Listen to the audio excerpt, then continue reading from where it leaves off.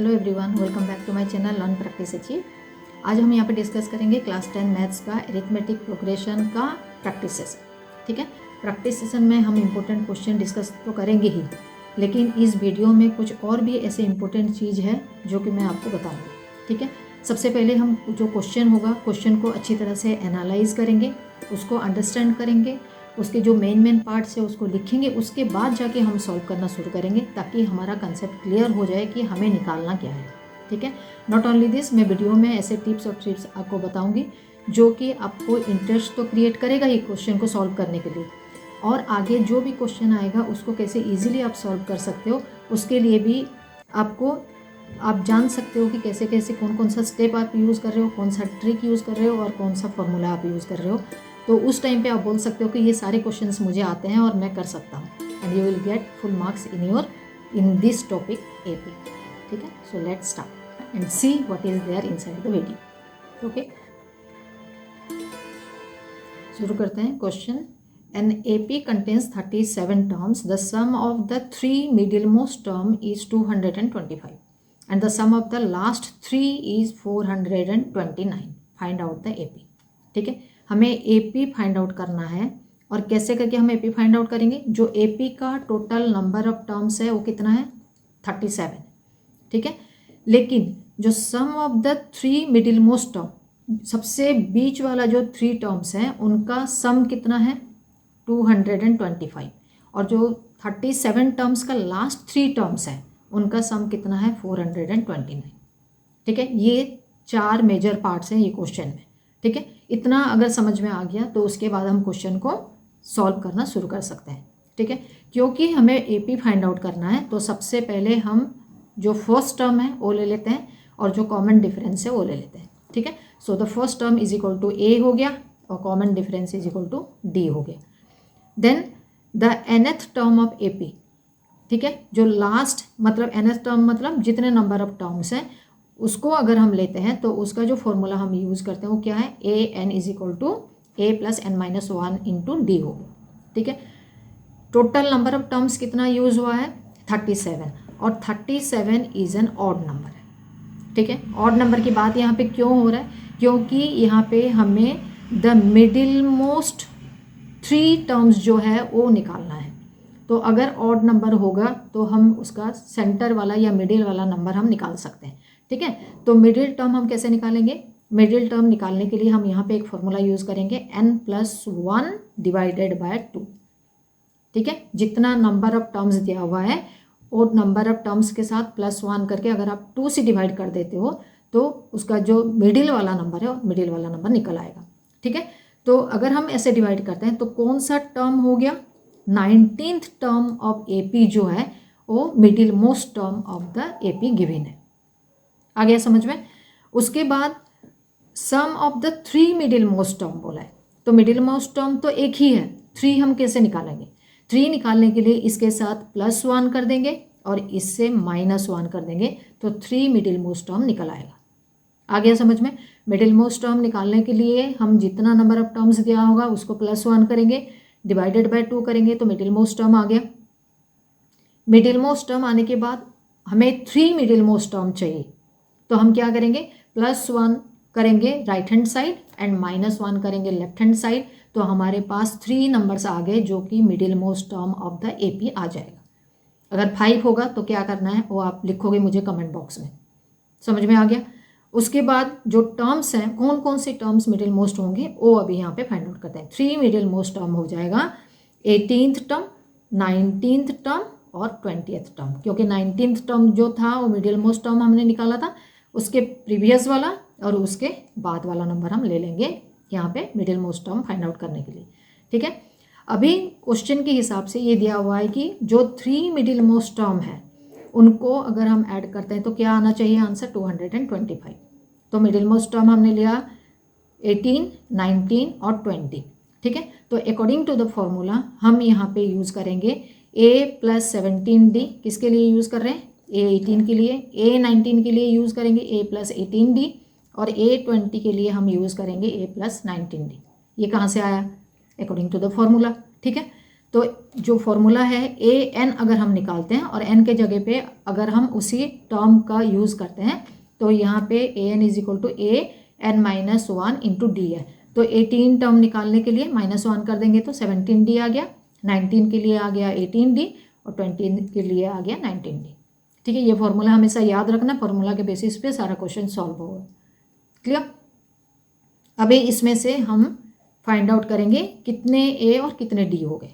तो 3a plus 54d is equal to 225। ठीक है, तो इसमें से हम क्या करेंगे, 3 को कॉमन ले लेंगे पूरी टर्म में से। तो 3 से अगर आप डिवाइड कर देते हो तो क्या हो गया, a plus 18d is equal to 75। This is your equation number 1। इतना दूर समझ में आ गया। अभी हम जाते हैं next part of the question में। The last 3 terms will be 35th, 36th और 37th। क्यों होगा ये लास्ट 3 टर्म, क्योंकि जो लास्ट टर्म है वो 37th टर्म है, क्योंकि टोटल नंबर ऑफ टर्म्स उसमें 37 था। ठीक है, और उसका लास्ट 3 टर्म्स बोला है तो 37 के बाद वाला नंबर तो नहीं आ सकता, तो इसीलिए हम यहाँ पे लेंगे 35, 36 और 37। क्लियर। उसके बाद इसका जो वैल्यू गिवन है सम इसका निकालेंगे, A35, A36 और A37 इसका वैल्यू दिया हुआ, ये तीनों को जब हम ऐड करते हैं 429 आना चाहिए। ठीक है, जैसे हमने ये फर्स्ट पार्ट में निकाला था ऐसे ये सेकंड पार्ट में भी सेम प्रोसेस अपनाएंगे। तो क्या आ जाएगा आंसर, A35 के लिए आ गया A34 plus 34D, then A36 के लिए A प्लस 35D और A37 के लिए A plus 36D with the same formula an is equal to a plus n minus 1 into d। Clear. अभी फिर इसमें से हम क्या करेंगे, सबको ऐड करेंगे a को और d को और फाइंड आउट करेंगे 3a plus 105d is equal to 429। इसमें से भी हम a को, अभी 3 को यहाँ से कॉमन ले लेंगे सब में से, तो डिवाइड कर देंगे तो सेकंड इक्वेशन क्या बन गया, a plus 35d is equal to 143 which is equation number 2।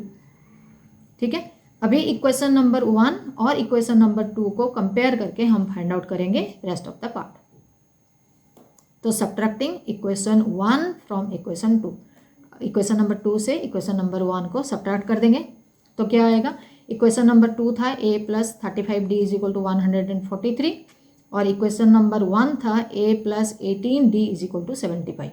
ये दोनों को हम अभी यहाँ पे सब्ट्रैक्ट करेंगे। ठीक है, तो जब सब्ट्रैक्ट करते हैं सबका साइन चेंज हो जाएगा। ठीक है, तो a और a कैंसिल हो गया, 35 माइनस 18 एंड 143 माइनस 75, तो 17d is equal to 68 and d is equal to 68 divided by 17 that is equal to 4। तो हमारे पास कॉमन डिफरेंस आ गया। उसके बाद हम उसी d का वैल्यू को पुट करेंगे दोनों में से कोई भी एक इक्वेशन में और वैल्यू फाइंड आउट करेंगे। a इज इक्वल टू, हम अगर फर्स्ट वाला इक्वेशन में वैल्यू पुट करते हैं तो a इज इक्वल टू क्या हो जाएगा, 75 माइनस 18d।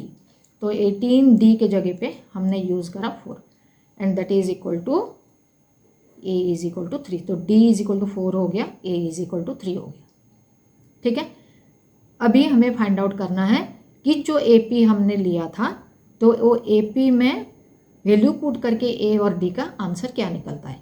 ठीक है, तो अगर हम जो जनरल AP का हम फॉर्म लेते हैं that is equal to a plus a d then a plus 2d, आगे ये कंटिन्यू होता जाएगा। ठीक है, तो a के लिए हमने यूज़ करना है 3 और d के लिए यूज़ करना है 4। तो अभी वैल्यू पुट करते हैं, तो फर्स्ट वाला हो गया 3, सेकंड वाला हो गया 3 प्लस 4, थर्ड वाला हो गया 3 प्लस 4 इंटू 2 क्यों, क्योंकि यहाँ पे 2d है। ठीक है, एंड सो तो आंसर आ गया आपका 3, 7 and 11। So these are the numbers और the series of AP। Clear, समझ में आ गया। क्वेश्चन गिवन है which term of AP 3, 15, 27, 39 will be 132 more than the 54th term. ठीक है, जैसे मैंने पहले भी बताया था, कोई भी क्वेश्चन पढ़ते ही पहले इसको हम एनालिसिस करेंगे और उसका जो मेजर पार्ट्स है उसको पहले फाइंड आउट करेंगे।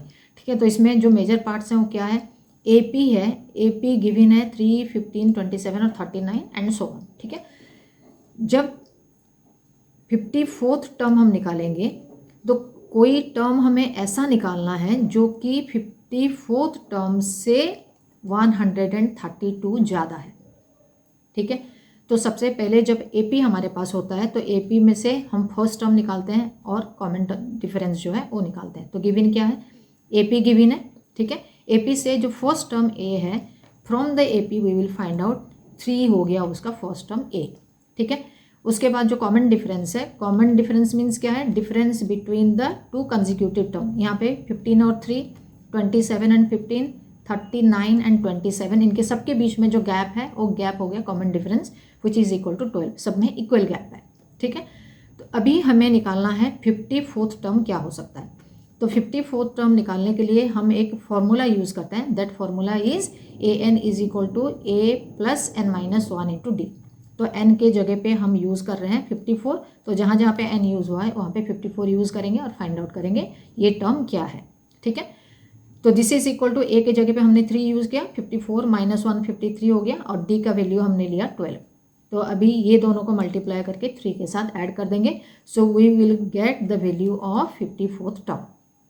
क्लियर। अभी वैल्यू पुट करते हैं, 3 प्लस 636 हो गया, तो 54th टर्म जो है वो हो गया 639। क्लियर। अभी फाइंड आउट करते हैं और क्या दिया हुआ है क्वेश्चन में। क्वेश्चन का एक पार्ट है to find the term of AP which is 132 more than the 54th term.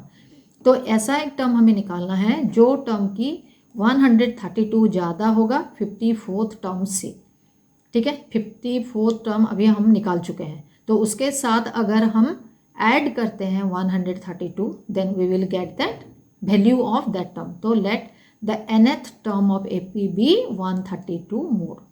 जैसे हम अलजेब्रा में x लेते हैं, यहाँ पे हम ले रहे हैं नंबर ऑफ टर्म जो है उसको nth, ठीक है। nth टर्म ले लिया हमने। So we have the nth term जो होगा उसका वैल्यू कितना होना चाहिए, 639 था 54th टर्म का वैल्यू, और उसके बाद अकॉर्डिंग टू द क्वेश्चन हमें क्या ऐड करना था 132, क्योंकि वो 132 ज़्यादा है, तो nth टर्म का वैल्यू हो गया 771। क्लियर। तो अभी 771 का जो फिर फॉर्मूला है, फॉर्मूला के हिसाब से हम वैल्यू यहाँ पे पुट करेंगे। तो फॉर्मूला क्या था, an is equal to a plus n minus 1 into d. तो यहाँ पे हमने वैल्यू ले लिया जो आया था हमारे पास ऐड होके, उसके बाद 3 हो गया a का वैल्यू, n हमें फाइंड आउट करना है क्योंकि हमें nth टर्म निकालना है, और d की जगह पे हमने यूज़ किया 12, ठीक है। तो वैल्यू पुट करके अभी हम फाइंड आउट करते हैं, ये 3 को हमने शिफ्ट करा इधर, and we will find the value of this equation. तो 768 is equal to n minus 1 into d जो था वो 12 था, ठीक है। तो n minus 1 is equal to 768 divided by 12, सो n minus 1 is equal to 64 हो गया, तो n इज इक्वल टू 65। तो n क्या था, द नंबर ऑफ टर्म जो कि 54 टर्म से 132 ज़्यादा है, ठीक है। सो दस 65th term was 132 more than the 54th term. Clear. छोटा सा क्वेश्चन है, लेकिन थोड़ा सा ध्यान से आप पढ़ोगे तो बहुत अच्छे से इसको सॉल्व कर सकते हो। क्लियर। ओके स्टूडेंट्स, आज इस वीडियो में जो भी क्वेश्चन हम डिस्कस करें आपको ज़रूर समझ में आ गया होगा। इसी वीडियो में आज हमने डिस्कस किया क्वेश्चन को कैसे एनालाइज करना है, ठीक है, और उसके बाद क्वेश्चन को अच्छे से पढ़ के कौन सा टाइप का उसमें AP यूज़ होगा और कैसे यूज़ होगा, किस टाइप के क्वेश्चन में, वो भी हमने यहाँ पे बताया हुआ है। उसके साथ साथ मैंने वहाँ पे कुछ आपको टिप्स और ट्रिक्स दिए हुए हैं जिसके बेसिस पे आप AP रिलेटेड कोई भी क्वेश्चन को ईजिली सॉल्व कर सकते हो। So to get more, subscribe to my channel and don't forget to hit the bell icon to get all my new upcoming videos. Till then, bye bye.